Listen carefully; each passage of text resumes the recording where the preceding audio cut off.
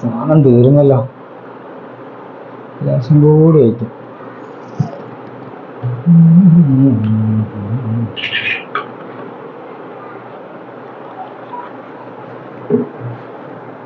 വെള്ളവിടെ വെള്ളവിടെ.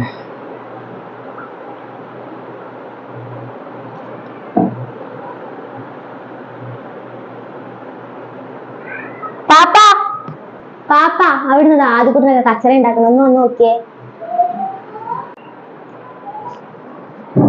ചായ കുടിക്കാൻ സമ്മതിക്കില്ലല്ലോ.